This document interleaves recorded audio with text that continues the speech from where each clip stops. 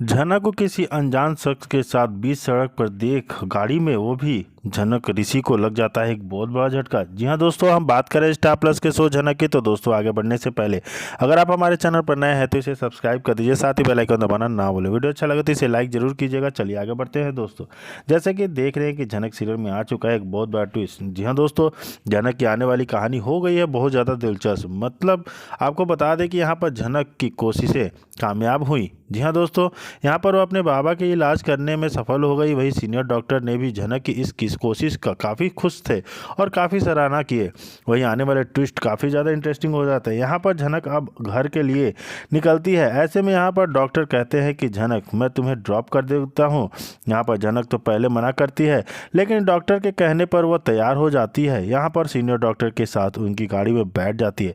वहीं बीच रास्ते में अनजान इंसान के साथ झनक को गाड़ी में बैठे देख ऋषि काफ़ी ज़्यादा शॉक हो जाता है। उसके पैरों तले ज़मीन खिसक जाती है, उसका माथा हाई वोल्टेज पे चला जाता है।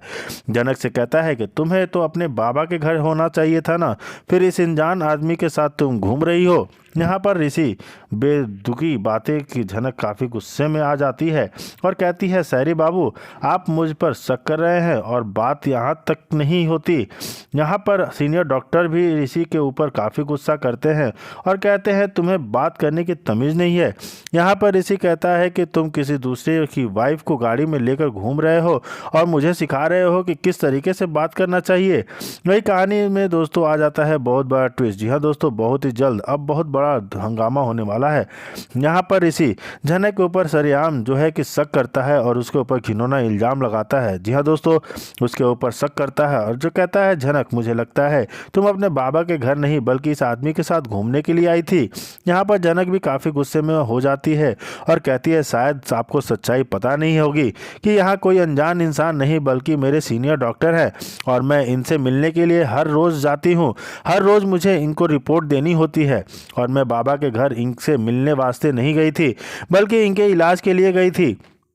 लेकिन जो है कि अदिति दीदी ने बाबा के इलाज के लिए जो कि उनको कॉल कर बुलाया था, क्योंकि अदिति दीदी को मेरे इलाज के ऊपर भरोसा नहीं था। वही कहानी काफ़ी ज़्यादा ट्विस्ट आ जाती है, मोड़ ले लेती है ऐसी जहां सबको नज़र आएगी।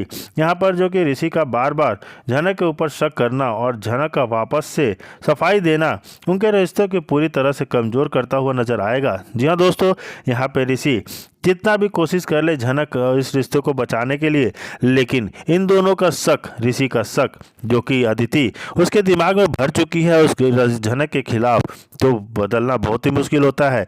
जी हाँ दोस्तों, यहाँ ऋषि और झनक रिश्ते की क्या मोड़ लेगी वो तो देखना दिलचस्प होता है। तो वहीं दूसरी तरफ देखने को मिलता है कि काफ़ी झटका देता है।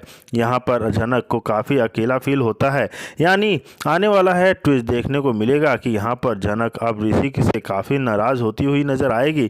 वहीं ऋषि झनक से उसकी नाराजगी के कारण पूछता है तो झनक साफ साफ कह देती है कि अगर आप अदिति दीदी के लिए कुछ फील करते हैं तो आप इतना बड़ा फैसला क्यों ले लिए।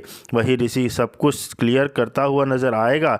जी हाँ दोस्तों, झनक के सामने वह झनक को गले से भी लगाता है हुआ नजर आने वाला है। जी हाँ दोस्तों, वह झनक के सामने अपनी सारी गलतियों को बताएगा कि आखिर उसने ऐसा क्यों किया, किस तरीके से किया। यह सब बातें जब झनक को पता चल जाती है, सारी गलतफहमियां दूर हो जाती हैं, तो यहाँ पर ऋषि झनक को गले लगा लेता है और झनक भी ऋषि को माफ कर देती है। वहीं दूसरी तरफ देखने को मिलता है कि सिंबल बोनी से कोई आया है, तुम्हारे काका आए हैं तो हमें बताओ। लेकिन यहाँ पे झनक बिल्कुल शांत और सीधे स्वर में रहती है, कुछ जवाब नहीं देती है। ऋषि का गुस्सा धीरे धीरे आगे बढ़ने लगता है। जी हाँ दोस्तों, ऋषि का गुस्सा फूटने की कगार पर पहुँचता है, लेकिन तभी बात संभालते हुए झनक कहती है कि जी हाँ दोस्तों, झनक यहाँ पे जवाब देने वाली है ऋषि को कि आखिर वह किससे मिलने गई थी। यह सब बातें सुन के ऋषि के होश उड़ने वाले हैं। जी हाँ दोस्तों, वहीं दूसरी तरफ देखने को मिलता है धोखे का संकेत नहीं देता। यहाँ पर इस बार उसकी आंखों में पछतावा और सिर्फ पुतुल के लिए प्यार दिखता है। जहाँ पर अब वह पुतुल से मिलकर के अपनी गलतियों की माफ़ी मांगना चाहता है, उसके साथ साथ अपने रिश्ते को एक और मौका देना भी चाहता है। जी हाँ दोस्तों, वह मांग रहा है पुतुल से एक और मौका अपनी लाइफ को सुधारने के लिए। ऐसे में अब आने वाला ट्रैक हम देखेंगे कि झनक आर्या से मिलकर उसका सच, उसके आंखों में उसका प्यार पुतुल के लिए सब कुछ देखती है और कहीं ना कहीं जनक को ऐसा लगता है कि सच में आर्या बदल चुका है। यहाँ पर जनक भी फैसला कर लेती है कि अब वह आर्या का साथ देगी और आर्या और पुतुल को उनके रिश्ते को आगे बढ़ाने का एक मौका देना चाहिए। जी हाँ दोस्तों, यहाँ पे जनक एक प्लान बनाने वाली है आर्या और पुतुल को मिलाने के लिए। ऐसे में यहाँ पर परिवार वाले जो है कि काफ़ी खुश होते हैं इस बात से कि आर्या वापस पुतुल की लाइफ में आया है और उसे अपनी गलतियों का भी एहसास हो चुका है। लेकिन यहाँ पर ऋषि को तो आर्या का नाम सुनते ही उसे नफरत होने लगती है। ऐसे में यहाँ पर अब जनक ऋषि को समझाने की कोशिश करती है कि वह ऋषि को सच बताती है कि आर्या का प्यार पुतुल के लिए सच्चा है। वही आने वाले ट्रैक में हम देखेंगे कि अब परिवार वालों के साथ साथ ऋषि भी आर्या को एक्सेप्ट करेगा और वह पुतुल की खुशियों के लिए आर्या का एक और आखिरी मौका देगा। वहीं आने वाला ट्विस्ट होने वाला है काफ़ी ज़्यादा इंटरेस्टिंग। यहाँ पर आर्या और पुतुल आएंगे एक दूसरे के पास। यहाँ पर आर्या पहनाने वाला है पुतुल को मंगलसूत्र और उसे वादा करेगा कि वह हमेशा इस बार उसकी दुनिया में सारी खुशियाँ भर देगा। अब जी हाँ दोस्तों, यहाँ पर देखना काफ़ी ज़्यादा इंटरेस्टिंग हो गया है। कहानी इतने रोमांचक मोड़ पर पहुँच गई है कि पुतुल के साथ साथ अब पुतुल की ज़िंदगी फिर से सुधर जाएगी। जी हाँ दोस्तों, यहाँ पर जनक पूरा साथ देगी दोनों का। वहीं दूसरी तरफ देखने को मिलता है कि उनके रिश्ते पे डाइवोर्स का बोझ आ गया है। हम बात कर रहे हैं किसी न कहीं जनक के बाबा अनिरुद्ध और अर्शी के बीच। यहाँ पर दोनों के एक दूसरे से दूर रहना, एक दूसरे से अलग रहना ठान चुके हैं। दोनों के बीच दूरियां इतनी बढ़ती जा रही हैं कि बात पहुंच चुकी है डाइवोर्स पर। वहीं अदिति भी अब इनके रिश्तों को लेकर काफ़ी ज़्यादा परेशान हो चुकी है और वह खुद भी यही चाहती है कि इन दोनों लोगों को अलग हो जाना चाहिए। बेहतर होगा कि ये दोनों लोग डाइवोर्स ले लें। अदिति के दिल में दर्द है, दुख है, लेकिन वह जता नहीं पा रही है। आज एक बेटी के सामने उसकी माँ और बाबा रिश्ता टूटता हुआ नजर आ रहा है। यह बर्दाश्त कर पाना जो है कि अदिति के लिए बहुत ही बड़ी बात है। यहाँ पर अदिति अपनी माँ अर्शी से एक लास्ट बार उसने दिल की बात पूछती है। यहाँ वह पर कहती है कि माँ, क्या आप दिल से किया डाइवोर्स देना चाहती हैं? यहाँ पर अर्शी कह देती है कि हाँ दीदी, अदिति मैं चाहती हूँ दिल से कि मैं अनिरुद्ध को से दूर हो जाऊं, इन्हें मैं मुक्त कर दूं इस रिश्ते से।